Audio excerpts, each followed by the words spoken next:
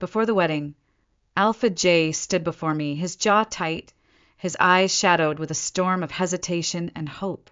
"Can you give me a month?" he asked, his voice low, almost pleading. "A month for what?" I shot back, my tone sharper than I intended, though my heart already braced for the answer. He exhaled deeply, ignoring the edge in my voice. "A month to try rekindling my relationship with Linda Manwaring. She's my fated mate, and this might be the moon goddess's blessing." Ah, fated mate. I should have guessed. Jay and I were never fated mates. I was his convenient choice, never his destined one. So if it doesn't work out, then what? Another month? I tilted my head, forcing a faint smile that practically screamed, "Go ahead. Rip my heart out." "If it doesn't work," he said, his gaze steady, "I'll come back to you. I'll marry you and leave her behind. Forever." "Forever!" I echoed, the word tasting bitter on my tongue. "Lucy, my wolf," growled faintly in the back of my mind. Let me claw him. Just once. But I didn't argue. Instead, I gave him the faintest of smiles and replied, "Go ahead. Give it a try. Life's too short for regrets, right?" Relief washed over his face, so palpable it made my chest tighten. That night, he drove off lighter and freer than I'd seen him in years. And me? I quietly packed my belongings. I called home. "Mom," I said, my voice steady despite the storm raging inside me, "the wedding's off. I'm coming home to help with the Shadow Fong pack." My mother didn't even feign surprise. If anything, she sounded downright gleeful. "Finally, your father and I always said that man wasn't reliable. 10 years, and he still couldn't commit." She scoffed. "Honestly, sweetheart, we thought you'd lost your mind." I let her rant, offering a few hums here and there. "Perfect timing," she added. "The pack just allied with the Silver Claw pack, and they're looking for an experienced wolf trainer. I'll set everything up." "Sure," I murmured, cutting the conversation short. The thought of diving into training rogue wolves or mentoring pups sounded perfect, anything to keep my mind occupied.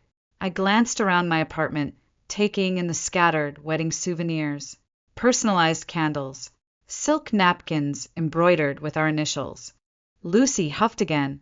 10 years with that jerk. 10 years of being second choice. "You should have let me bite him." I said nothing, just stared at the remnants of a dream I had built and lost. It hadn't always been like this. Once I believed in Jay. I stood by him when his pack struggled, when he had nothing to offer but empty promises. I turned down my rightful place as alpha of the Shadow Fong pack to stay by his side. I had a choice. I could have gone home, inherited my pack, and become alpha. Instead, I chose him. Without hesitation. His Red River pack was small, insignificant, a speck along the Mississippi River. Nothing compared to my family's power. But I didn't care. I just wanted him. I imagined a life together, building something from the ground up, proving that love was stronger than destiny. So I waited. While my friends built their lives, marrying, having kids, moving on, I stayed. I turned down every opportunity my parents offered and let year after year slip by, waiting for him to finally say, "Let's get married." Reunions were the worst. "So when's the wedding?" Someone would always ask, followed by laughter. My friends covered for me, claiming I just wasn't ready for the grave of marriage. I played along, smiling and pretending it didn't sting. But deep down, I wanted it more than anything. To be Luna in more than just name. To be his partner, his future.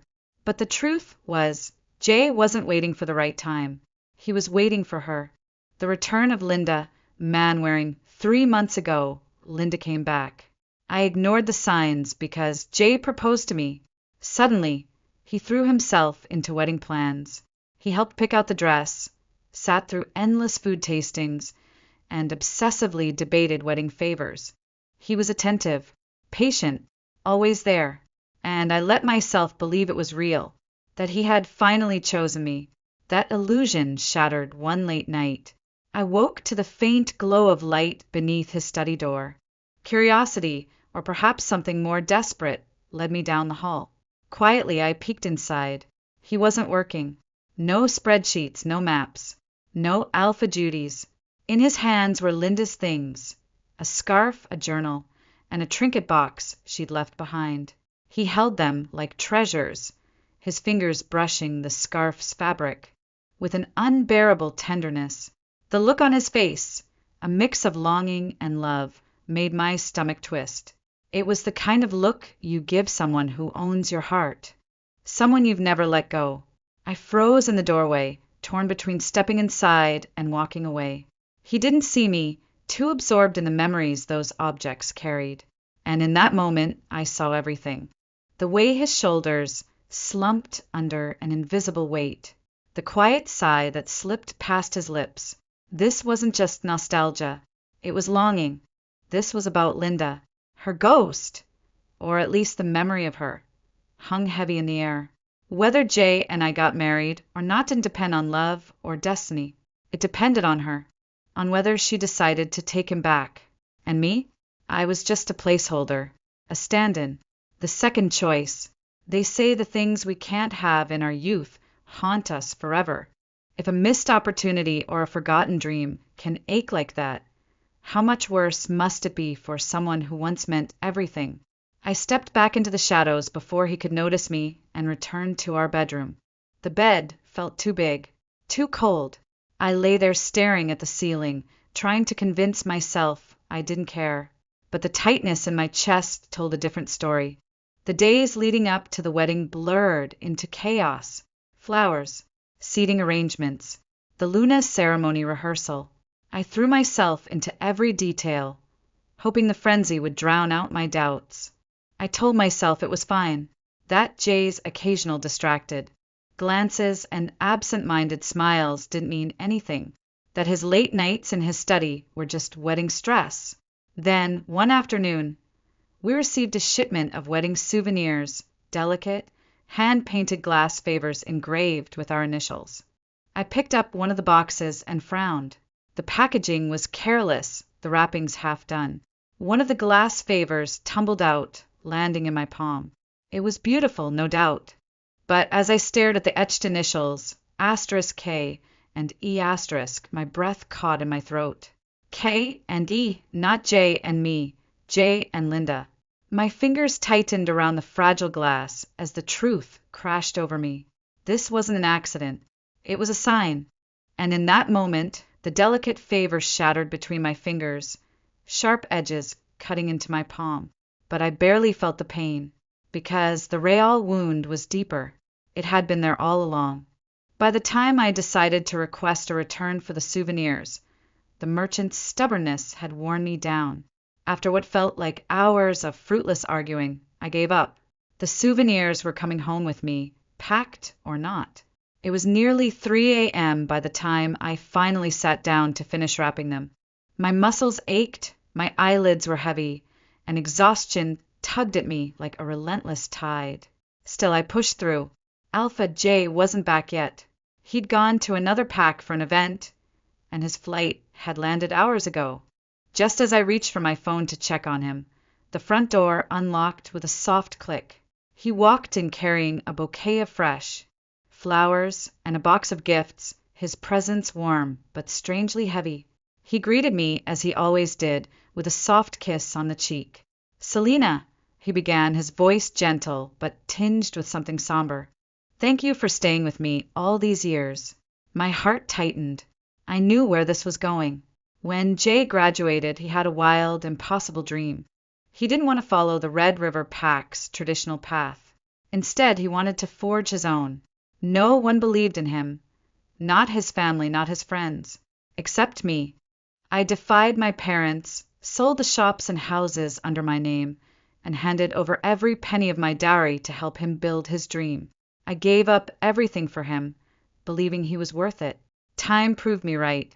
Jay transformed the Red River Pack into a powerhouse, admired across the Mississippi River Territory. Young, successful, and driven, he became everything he'd ever wanted to be. But now, standing before me with that bouquet, he looked like a man ready to sever ties. "I'm moving out," he said, his tone calm yet resolute. "I don't want to carry regrets." "You wouldn't want me to still think about someone else after we're married, would you?" "If I don't succeed, I'll let her go completely. I'll dedicate myself to you for the rest of my life. His eyes were red, his voice thick with emotion. It should have moved me.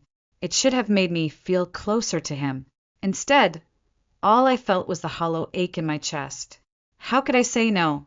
I had always known where I stood in Jay's heart, second place behind Linda. On my 18th birthday, when I shifted for the first time, I begged the moon goddess for a miracle. I prayed Jay would be my destined mate. But fate had other plans. The moon goddess chose Linda Manwaring for him, a picture-perfect beauty adored by everyone. At the mate ceremony, they were the golden couple, basking in admiration, while I endured the searing pain of rejection alone. Then Linda left, and I saw my chance. I pursued Jay relentlessly, ignoring the whispers and judgment. I believed love could be earned through effort alone. From the start, he had been honest. I still love Linda, he'd told me. If that bothers you, you shouldn't be with me. I thought I could wait. I thought time would fix everything. But now, as he stood before me, asking for my permission to chase after her, I realized how naive I'd been. Okay, I said quietly, my voice steady despite the storm raging inside. Go. Jay studied my face for a moment before smiling. Thank you for understanding me, he said. Then, without hesitation, he turned away, packing his things with an eagerness that made my heart crack. Minutes later, he drove off into the night, leaving behind only the faint scent of his cologne and the echoes of my own foolishness. I glanced at the wedding souvenirs scattered across the floor. Once a symbol of hope, now a cruel joke. What a waste. They'd never be sent out.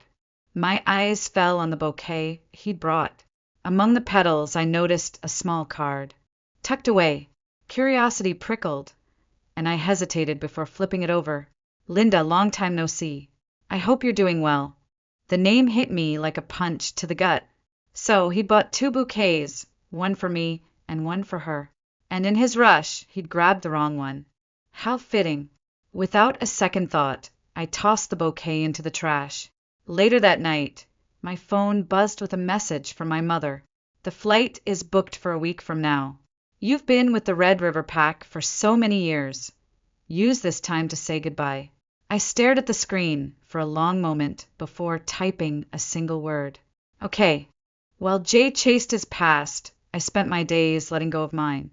I had dinner with friends, revisited familiar places, and wandered the packlands that had once felt like home. Every evening, his calls came in like clockwork. Selena, what are you up to? I miss you. Nothing much, I replied, my voice steady. Just packing up at home. I told him the truth. Alpha, Jay didn't push for more, though he continued calling, updating me on where he was and what he was doing. He mentioned, almost hesitantly, how nervous he felt about seeing Linda after all these years. It was odd, this routine we'd fallen into. Over time, we'd grown accustomed to sharing everything. Whenever he traveled for work, it was second nature to exchange "I miss you" and recount the trivialities of our days. Even now, as he prepared to reunite with her, he still called me as though nothing had changed. Habit, I realized, is a cruel master. I let the silence stretch between us for a while. Are you upset? Why aren't you saying anything? He asked, his tone edged with concern. No, I replied softly, the words tasting bitter on my tongue. I wish you the best. How I managed to say it, I'll never know. He went quiet, the silence thick and heavy, before finally speaking in a low voice. I'll come back as soon as I can. No matter what happens, I love you. For a fleeting moment, I wanted to believe him, maybe I even did. But belief wouldn't change anything now. This time I was ready to let go. 3 days later, Alpha J returned. I hadn't expected him back so soon, but what truly stopped me cold was the sight of who stood beside him. Linda. I remembered our first meeting vividly. Back then, I couldn't help but feel a pang of jealousy. Linda was the kind of woman who shattered expectations with reckless ease, a little wild, magnetic in ways that demanded attention. She was stunningly beautiful, radiating confidence and an undeniable charm. The air between us now hung heavy, burdened with years of unspoken history. Her natural charisma was something I could never replicate. Where she embodied freedom, I was a product of discipline and carefully cultivated propriety. She still carried that untamed elegance. A tattoo curled along the curve of her neck, her sunglasses perched casually atop her head, loose curls spilling over her shoulders. "Selina, long time no see," she said, her voice familiar but softened by weariness. This wasn't the same Linda I remembered. She politely asked if she could come in, and though I was too stunned to speak, I stepped aside. As she passed, her arm brushed against a decorative bear wearing a wedding bow tie. The little figure toppled to the floor. Without hesitation, she crouched, retrieved it, and handed it back with a faint, almost apologetic smile. "I forgot to congratulate you," she said. "I wish you and Alpha J a happy wedding." Her words were polite, even kind, but they carried an undercurrent I couldn't quite place. I nodded, unsure how to respond. Linda's gaze drifted around the living room, taking in the sparse furnishings. The house felt hollow. Most of my belongings had already been sent to the Silver Claw Pack's territory. What remained were things that belonged to Alpha J, or shared mementos I couldn't bring myself to sort through. Alpha J noticed too. His brow furrowed as he glanced around. "Selina," he said, confusion coloring his tone. "Why does the house feel so empty?" "I've just been organizing and clearing out a few things," I said casually, brushing off his concern with a vague excuse. Linda sat down and removed her sunglasses, revealing deep bruises around her eyes and faint scars etched across her face. In that moment, I understood why she seemed different. The unshakable confidence she once radiated was gone, dulled by hardship and loss. "As you can see," Linda said softly, her voice steady despite everything, "I'm not doing well." She told me how her life hadn't unfolded the way she'd imagined. The Rogue King she once called her true love had never planned to marry her.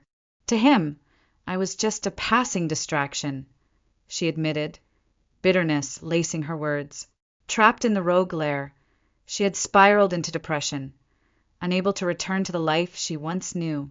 "It wasn't until I reached out to Alpha J that things started to change," she said, quietly. "Thanks to his help over the years, I never lost myself completely." Beside me, Alpha J tensed. His unease rolled off him in waves. It wasn't just about her confession. It was the confirmation that they had never truly lost contact. Linda didn't stop. Her voice remained soft, steady, almost gentle. "Alpha J spends a month with me every year, always at the end of the year. Without him, I wouldn't have made it through." The words landed like a punch to the gut. Suddenly, everything clicked. His so-called wolf pack business trips, the vague excuses every December, the expansion efforts, the alliances he claimed to be securing. None of it had been real. He hadn't been tending to the pack. He had been with her. Linda glanced at me, gauging my reaction before continuing. "When Alpha J started growing his pack's business, I heard you sold your dowry to give him the startup capital. Even from afar, I admired your loyalty." I said nothing. The weight of her words pressed down like a lead shroud. Loyalty. That's what I had given him. Unwavering. Absolute. And in return, I was in trouble at the time too, Linda admitted, her voice quieter now. My life was falling apart. So, Alpha J sent me $200,000 to help. The number rang in my ears. $200,000. Suddenly, I remembered the missing funds from the Red River Pack's accounts. The ones brushed off as a bookkeeping error. It hadn't been an oversight. It hadn't been a mistake. It was a secret, a carefully concealed piece of Alpha J's life with Linda, one I was never meant to uncover. In just a few words, I understood the depths of what Alpha J had done for Linda. I was able to return to the Red River Pack this time, all thanks to Alpha J, she said, turning to me with a soft smile. "Selina, I have no hostility toward you," she added, her tone calm, almost gentle. "Let's try to get along well in the future, okay?" Her words sounded like a polite request, but they carried the subtle weight of moral obligation. Linda had endured so much. All she seemed to want now was peace. Refusing her would only make me look cold-hearted. But what exactly did she mean by getting along well? Before, her words might have sparked anger in me. No one wants someone else meddling in their relationship. Now it was almost laughable. How could I take their requests seriously? Fine, get along well, I replied, the words slipping out with startling ease. It didn't matter. I was leaving soon. Why bother making a scene? That night, Linda took the master bedroom, while Alpha J and I stayed in the second bedroom. Next door. Linda's depression is severe, Alpha J explained. She cries for hours every night. The master bedroom is soundproofed, so she won't disturb you. I agreed without protest, though I hardly cared. As we lay in bed, he held me close, just as he always had, his chest warm against my back, his breath soft against my neck, a familiar ticklish sensation trailing down my spine. And then his words pierced through the silence, cutting like a blade. Selena, I think Linda is different now. She's changed, and I can't help but feel she's dirty. I froze, my body tense. You've noticed it too, haven't you? He sighed heavily, but I just can't let go of her. I feel sorry for both of you, I said quietly. But believe me when I say, I will only marry you. I love you. The words felt hollow, their weight doing nothing to fill the growing void between us. Perhaps he had been drinking too much with Linda earlier. That night he rambled endlessly, sharing thoughts he should have kept to himself, things that hurt more deeply than I could bear. When I finally began to drift into sleep, the bed felt suddenly empty. Alpha J was gone. The next morning, I woke to see him stepping out of the master bedroom. Linda needs to take her medication regularly, he said casually. I went in to remind her. I didn't question him. I simply nodded, feigning understanding. At breakfast, Linda struggled with one of the dishes. Without hesitation, Alpha J rushed downstairs to a convenience store and returned with a steak. Normally he never cooked, but this time he stood in the kitchen, frying the steak himself. It was beautifully plated when he placed it in front of her. Linda turned to me with a teasing smile.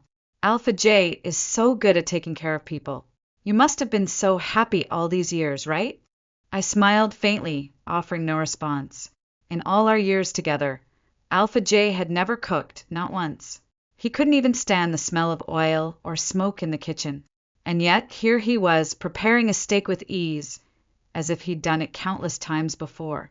He didn't know how to cook at first, Linda mused, almost boasting. But every year, when he came to see me, he'd make steak. Over time, he got better. You know, Alpha J is really good at cooking, right? Her tone was light, almost casual, but her meaning was clear. She was staking her claim, as if I hadn't been the one by his side all these years. Alpha J shifted uncomfortably, glancing at me. I'm sorry, Selena. I've been busy lately, but I'll definitely cook for you more in the future. I laughed it off, the sound hollow. I had no interest in his empty promises. After breakfast, Alpha J hurried to take Linda to the hospital for her checkup. I quietly dragged my suitcase out of the room. He stopped and looked at me, confused. Are you going on a business trip? You didn't mention it. Yes, I said simply. He was in such a rush that he didn't ask any more questions before leaving. Perhaps Alpha J truly cared too much about Linda. Otherwise, the Alpha J I knew, attentive, meticulous, would have noticed that all my documents were gone, that every trace of me had already been erased from the house. Are you leaving now? His voice startled me, breaking the silence. There were still 3 hours until my flight, yet somehow I found myself at the crossroads of my life with him. I had spent so many sleepless nights wondering, what would life be like without Alpha J? What would it feel like to walk away? I hadn't expected it to happen like this, on such an ordinary morning or so plainly. Yes, I'm leaving now, I said quietly but firmly. Alpha J stood by the door, his hand resting on Linda's arm. She had just complained of feeling unwell, and he was helping her. When he saw me struggling with my suitcase, he instinctively started to step forward. But then he hesitated. His gaze flickered to Linda. And just like that, he couldn't take that step. "I'll take you," he offered after a pause. "No," I replied evenly. "It's not on the way to the hospital. I'll just take a taxi." He exhaled softly, visibly relieved. Turning back to Linda, he guided her downstairs with careful attention. Before he disappeared from view, I called out softly, "Alpha J, goodbye." He didn't look back. He walked away quickly, as if the word meant nothing. I wasn't even sure he had heard me at all. At the airport, as I waited for my flight, a message popped up on my phone. It was the physical examination report for Linda. Had forwarded it to me. "Selena, she's in terrible condition, not just severe depression, but also a serious infectious disease. I can't accept her like this." My breath caught. So this was it. After years of indecision, the choice he had agonized over was finally made. Not by his heart, but by circumstance. A second message followed shortly after. "Our wedding will be held as scheduled. Have you booked your parents' tickets?" I stared at the screen for a long moment, my emotions a strange, quiet storm. Then, without hesitation, I took a screenshot of a flight to the Shadow Fong Pack and sent it to him. "I've waited for you for so many years, Alpha J. I'm tired of waiting. Let's break up." The moment I hit send, my phone rang. "Flight CX-3521 to the Silver Claw Pack is now boarding.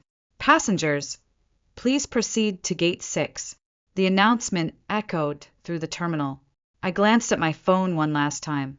Alpha J's final message glowed on the screen. "Selena, do you dare to leave me?" Dare? What was there to fear? "Alpha J, I was never your second choice. Never the consolation prize after your so-called first love fell apart. I once loved you, and you took advantage of that. But now, that love is gone." Without hesitation, I removed my SIM card, slipped it into my pocket, and boarded the plane without looking back. As the aircraft descended, memories flooded my mind. I thought back to the first time I met Linda. It was at the airport. The moment I saw her, I knew I would never replace her in Alpha J's heart. She was striking, confident, impossible to ignore. Even though I had been with Alpha J for a year by then, I could see it in his eyes. He was still captivated by her. Back then, I was just a student. Next to her, I felt small, like I didn't belong in their world. She smiled at me, and in that moment, I felt as if I were standing before my greatest rival. After all, she was Alpha J's ex. Was she trying to provoke me? To flaunt their past? Or was she silently telling me that I would never be enough for him? I braced myself for her words. But what she said next took me completely off guard. "I'm getting married soon." I blinked. "Don't worry," she added lightly. "I have no reason to be hostile toward you." She absent-mindedly spun the ring on her finger. "I'm just curious about his current girlfriend." As she spoke, a genuine smile spread across her face, the kind that only came when talking about someone you truly loved. And then I noticed something I hadn't before. Without that smile, Linda's eyes, her eyebrows, they looked like mine. Everything clicked. I thought back to when I first met Alpha J. The odd questions he had asked me. "Do you have a sister named Linda?" I never understood why he preferred me expressionless, why he always said I looked better when I didn't smile. But now I knew. Maybe, just maybe, he had been drawn to me because I reminded him of her, because I was just similar enough to keep her memory alive. Linda didn't waste time on small talk. She must have seen the questions in my eyes because she answered them before I could ask. Alpha J had dropped out of school for a year because of her. It had taken everything in him to claw his way back, to get into university again. "If you had met him back then, you wouldn't have even spared him a glance," she admitted. "He was rotten to the core. And the reason? She had made him that way. Before meeting her, he wasn't like that." She told me how it all began. They had been leaving a bar. Her companion got drunk and accidentally injured her. Alpha J stepped in to protect her. That moment fascinated Linda so much that she started following him around, pestering him day after day, until eventually they became a couple. I swallowed hard. What happened next? I asked, almost afraid of the answer. But then, Linda changed the subject. We were just playing around back then, she said lightly. But Jay, he took it too seriously, so seriously that in the end it scared me. So, she left him. She sighed, and in that brief pause I thought I caught something, regret maybe. A trace of something left unsaid. But I'm very happy now, she added. Her expression softened, a quiet relief settling into her voice.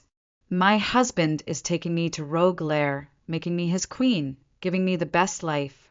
She spoke casually, but there was certainty in her words. And Jay should focus on his studies. She hesitated, then said, he and I are on different paths now. But you're lucky. You're on the right one.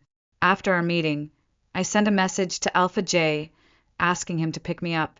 I'll admit, it was partly to stake my claim. But in the end, I realized it wasn't necessary. I would never understand the bond between them. When they saw each other, they didn't say a single word. Yet, somehow, an entire conversation seemed to pass between them. Maybe it was telepathic, or maybe it was just something I was never meant to understand. Jay took my hand, frowning. Why are your hands so cold? At the time, I didn't understand why he never spoke about Linda, why he never admitted he couldn't let go. But now I do. He was afraid of disturbing her life. After all, Linda was being whisked away in her husband's $1 million supercar, her face glowing with happiness. And me?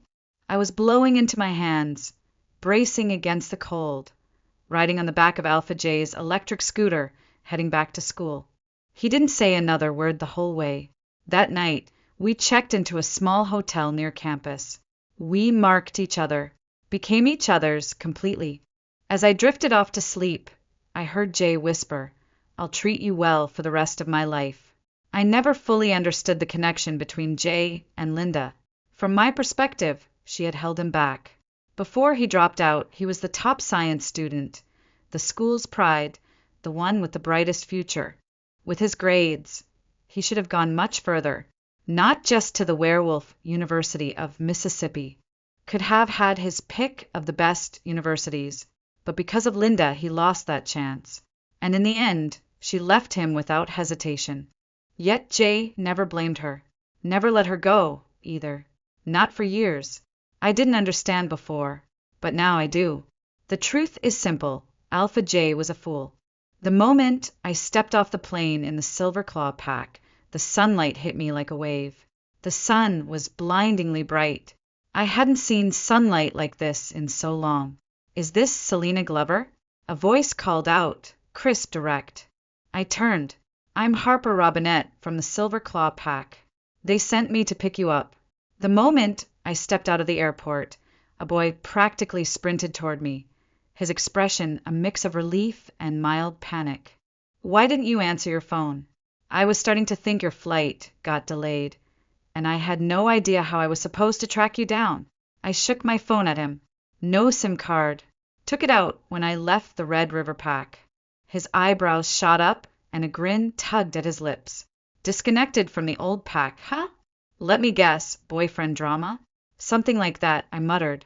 He laughed, grabbing my bags and slinging one over his shoulder. Man, you're bold. Don't worry, though. You're gonna love it here. We'll throw you a party tonight.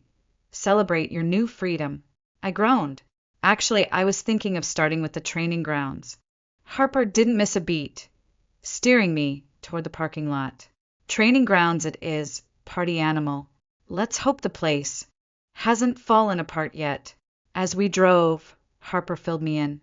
My parents always emphasized both individual combat and group tactics for the pack. The thing is, we're solid as a team, but solo combat? That's where we fall behind. The Shadowfang pack, on the other hand, is legendary for their individual trainers. They're leagues ahead of us in that department. I nodded, flipping through the training program folder he handed me. They said you studied solo combat, right? Harper asked, glancing at me. Once upon a time, I admitted, skimming the outdated schedule. But it's been a while. I've spent most of my time dealing with Alpha J and his packhouse politics. Harper winced. Ouch. Well, you're here now. Time to dust off those skills. The more I read, the more intrigued I became. My parents had always wanted me to find something I was passionate about, and wolf training had always been my thing. Maybe they sent me here for a reason. Mind if I borrow your phone for a sec? I asked. Sure, Harper said, handing it over without hesitation. I called my parents to let them know I'd arrived safely. My mom answered on the first ring, her voice a mix of relief and something sharper. Selena, Alpha J doesn't know you left, does he? Nope, I replied, bracing for the inevitable. Well, he's been calling nonstop. Even reached out to the administrative line at the Shadow Fawn Pack House. I could practically hear her eye roll. He even flew over to see us, but your father and I blocked him. He acts like he can't live without you now. But where was that energy when he should have married you? Ouch. Classic mom. Lucky you're with the Silver Claw Pack now. You don't need to deal with him anymore. Honestly, what a relief. I stayed quiet, letting her vent. Deep down, I knew she wasn't wrong. If Jay had truly cared, things wouldn't have ended like they did. Changing my surroundings had been the best decision I'd made in years. Though he still crossed my mind, my new life with the Silver Claw Pack was proving to be overwhelming in the best possible way. The training grounds were more of a mess than I'd anticipated.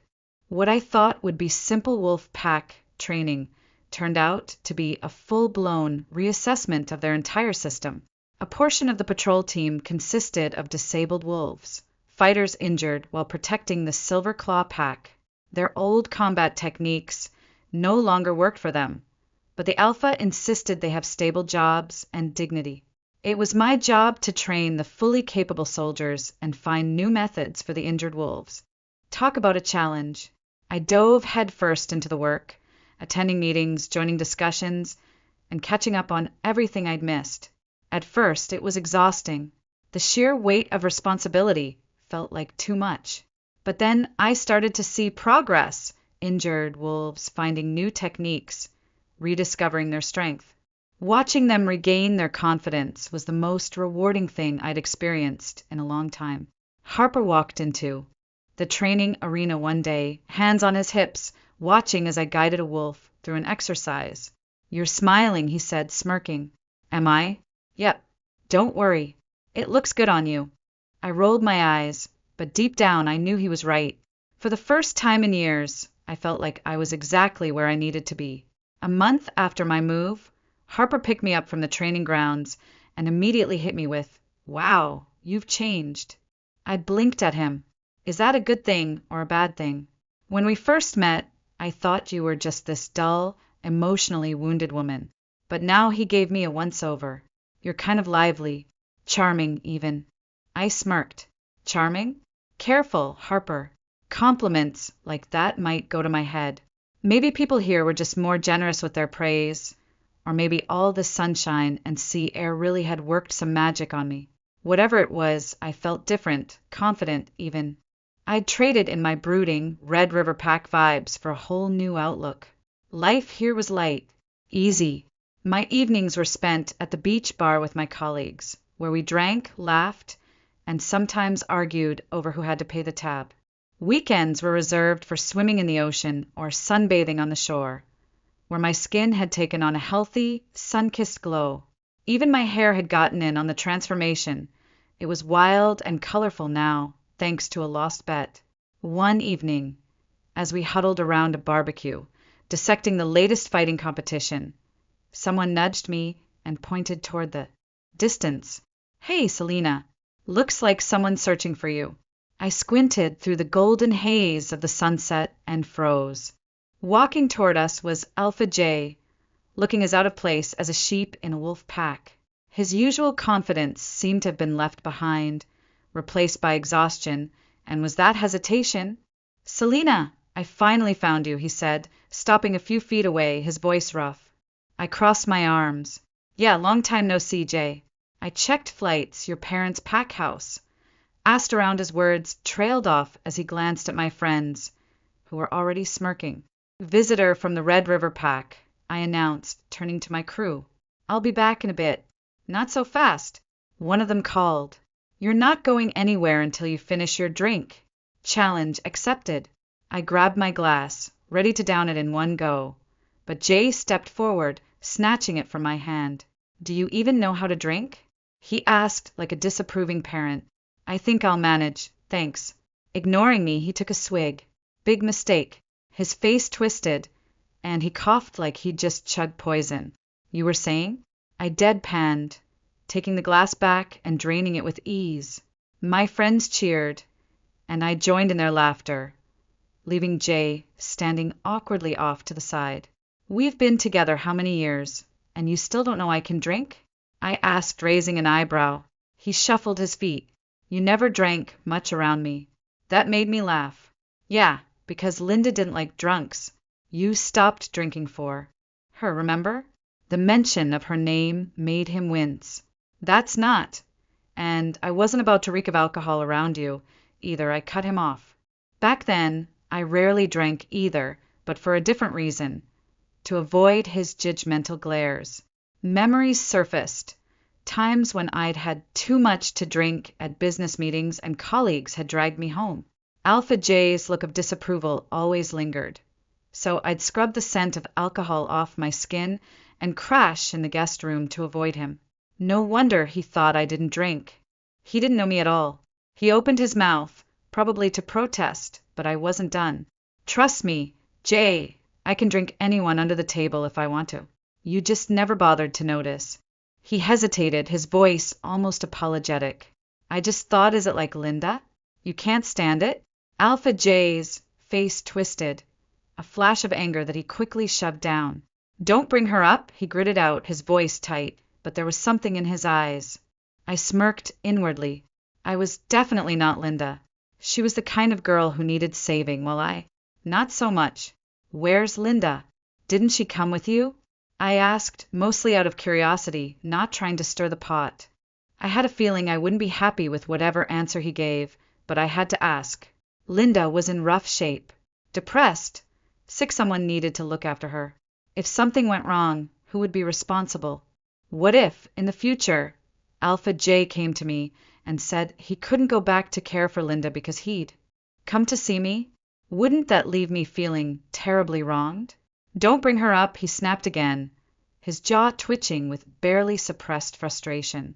"She and I are done." I took a step back, still watching him, feeling like I was seeing him for the first time. Oh, he was a classic case of self-absorption. He didn't care about Linda.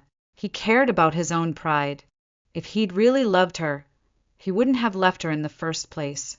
Instead, he'd chosen to chase some fantasy of their college love, only to realize it was already long gone.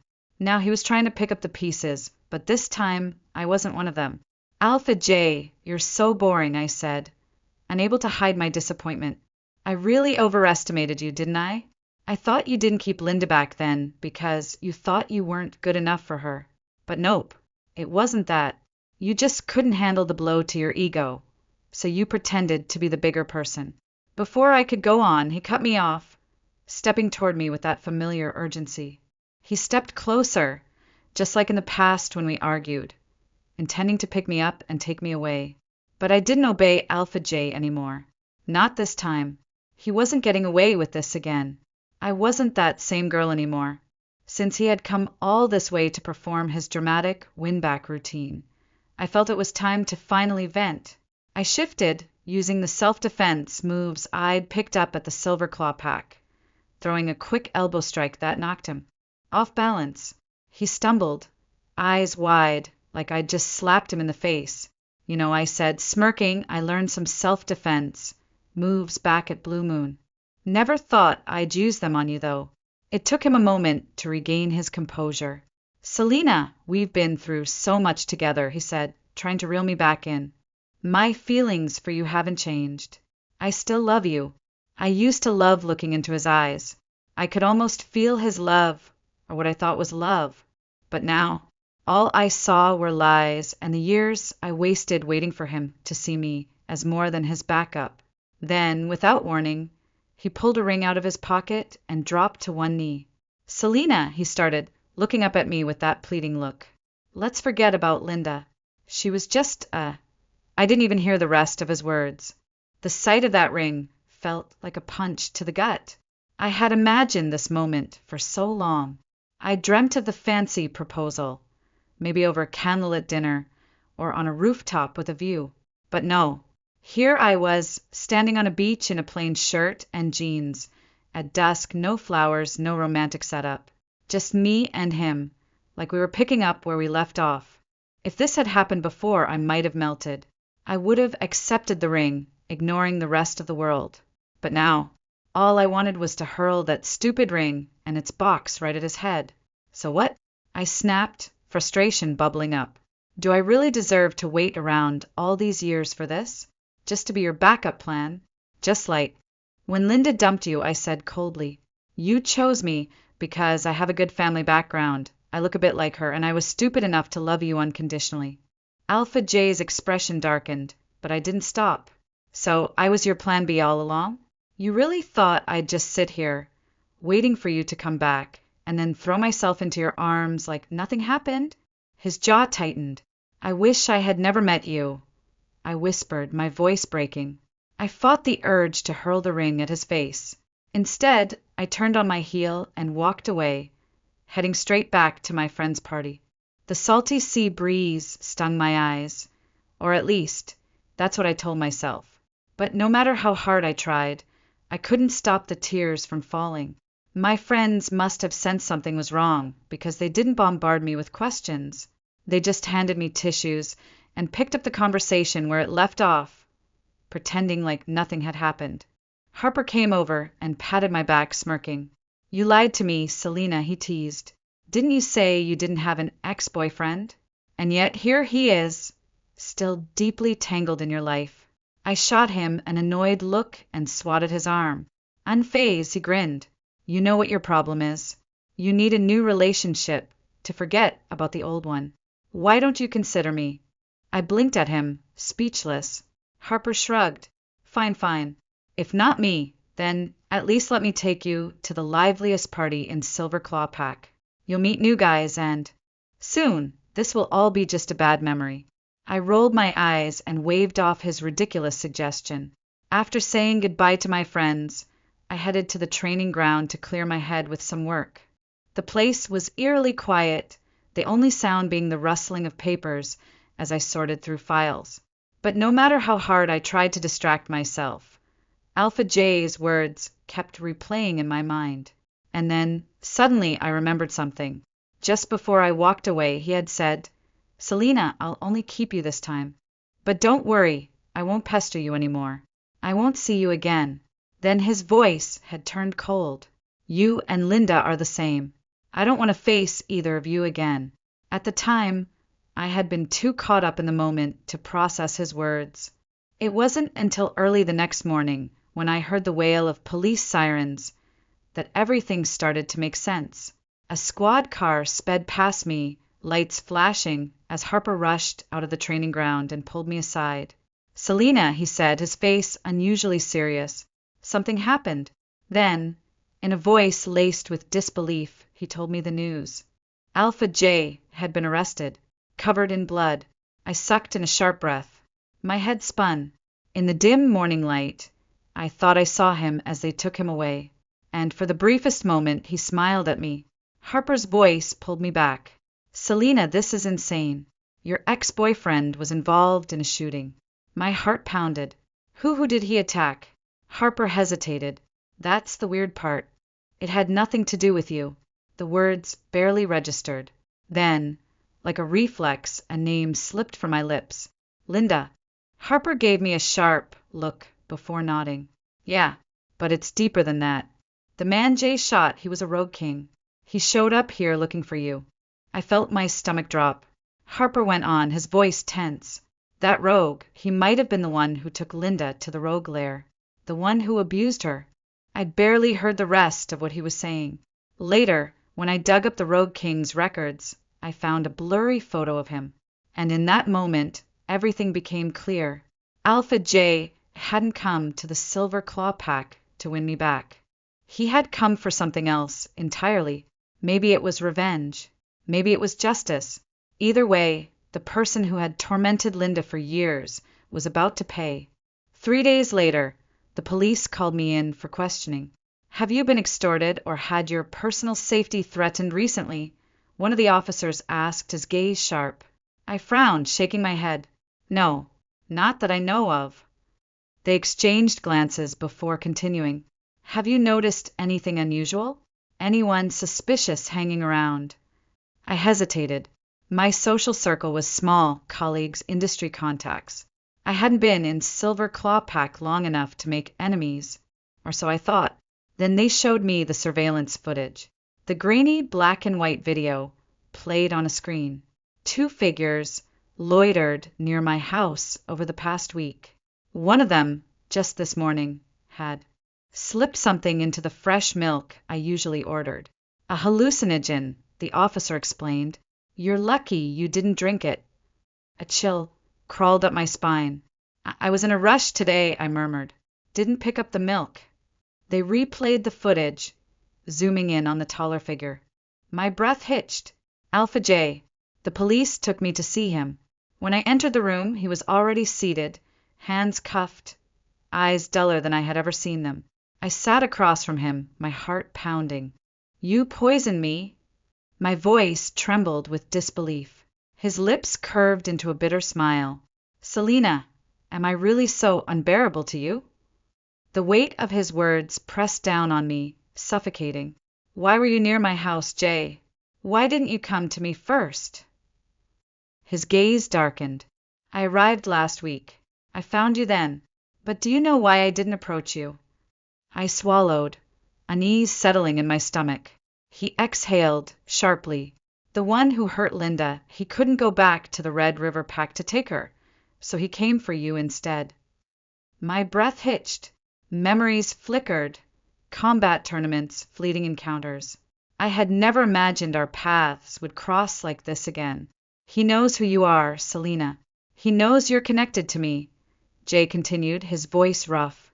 His hands trembled slightly against the cuffs. Realization crashed over me. You followed him. You were trying to protect me. Jay didn't answer right away. He just stared at me, his expression unreadable. That day what you said, you didn't want me to go through what Linda did. My voice barely rose above a whisper. Still no response. The officers led him away to finalize the legal process before sending him back to the Werewolf Council for sentencing. Before leaving, he pressed a folded envelope into my hand.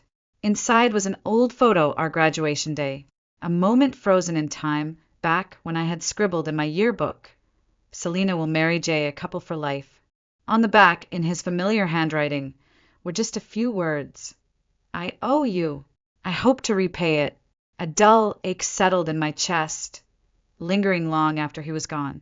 A year later, I returned to the Shadowfang Pack and took my father's place as Alpha.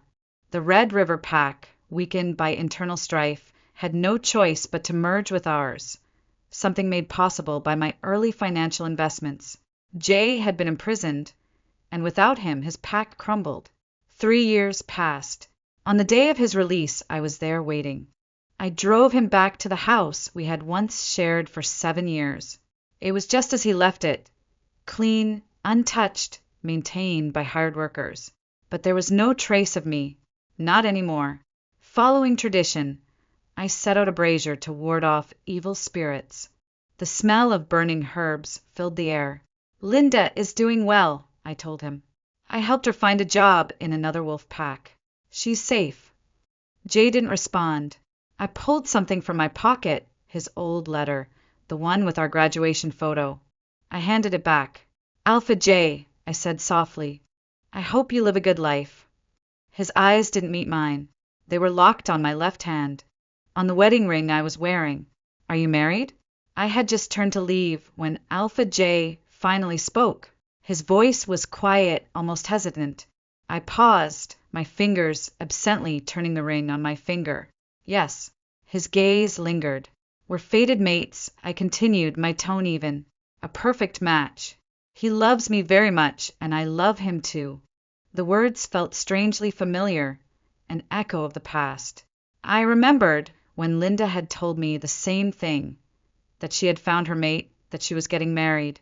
Jay was silent for a long moment before he finally said, I wish you happiness. Something in his voice made my chest tighten, but I didn't waver. Then, after what felt like forever, he spoke again, his words soft, tinged with something almost regretful. If I hadn't insisted on finding Linda back, then do you think things would have been different for us? My fingers stilled against my ring. I didn't answer, because I didn't know. For years, I had been nothing more than a bystander in this story, a passive observer while Jay made all the decisions. Maybe, in another version of events, things would have been different. But that wasn't the path we had taken. Alpha J, I said, quietly, I'm actually glad you brought this up. He looked at me then, waiting. Otherwise, I admitted, exhaling slowly, it would have been harder to end things if we had actually gotten married. I wanted to end things gracefully, and somehow we did. Jay didn't say anything after that. Whatever words he had been holding on to, whatever thoughts had lingered, he let them fade into the silence between us. Finally, he murmured, I wish you happiness. I met his gaze one last time, steady and sure. Yes, I said, I will be happy. Then I turned and walked away,